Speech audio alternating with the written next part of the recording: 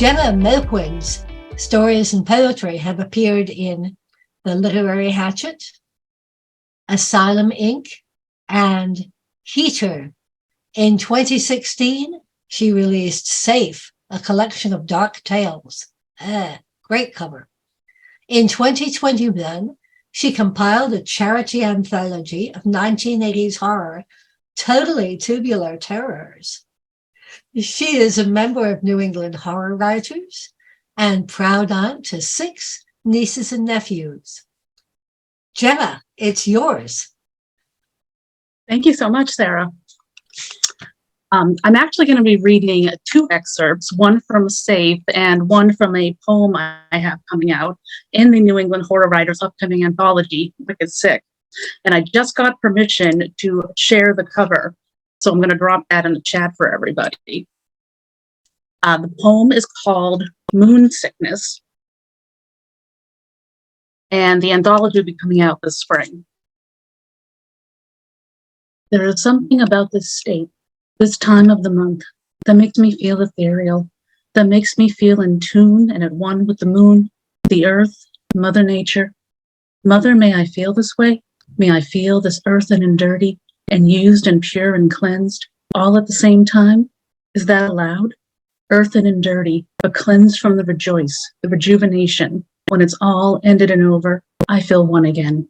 I feel complete again, made pure for the next journey that's not letting up. It's been over 30 years, and the bloodletting is not ending anytime soon. Showing up every 24 to 28 days, blowing up between the days of normalcy in my life, the 2 to 3 weeks per month when it feels like who I'm supposed to be. And when the moon sickness comes, blood whooshes through from the womb, makes its way through and cleanses a sacred part of me. I'm no longer myself. I'm someone else, something else, and I like it. It's like I'm something that isn't quite real. It's like play acting in a way. This thing I'll do for just these few days, and then I'll be back to normal.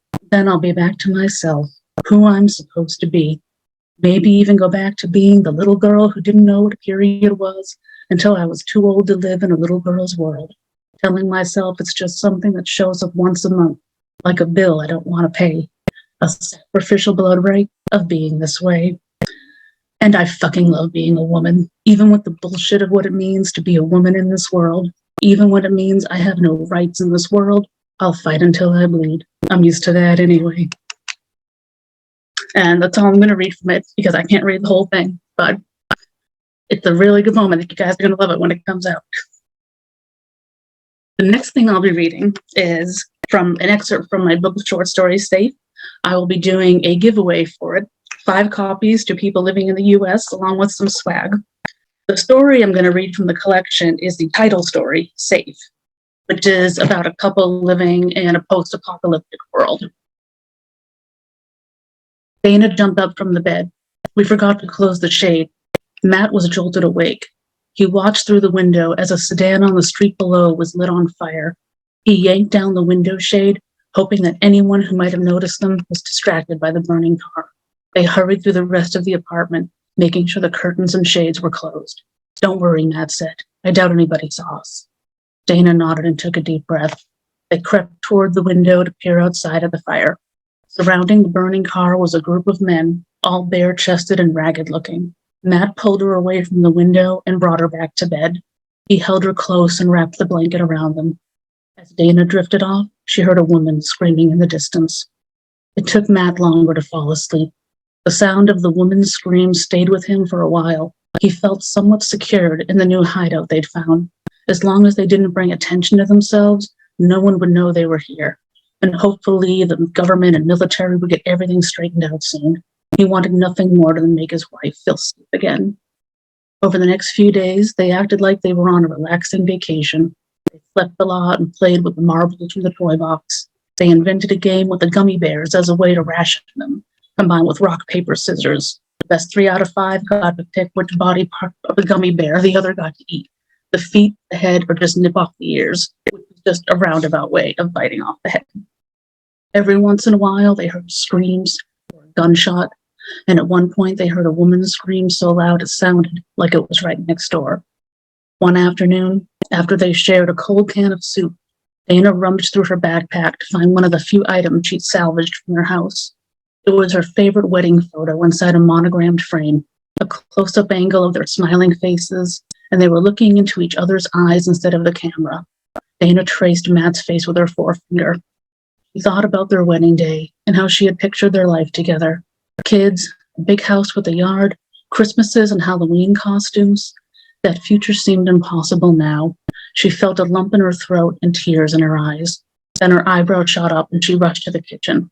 She opened up the safe underneath the sink, placed their wedding photo next to the tools, and locked the safe. For a moment, she kept her hand on top of it and shuddered. Matt walked into the kitchen and put his arm around her. Do you think life will ever go back to the way it was? She looked at him. I don't know. Matt stared at the wall as he spoke to her. Maybe it will.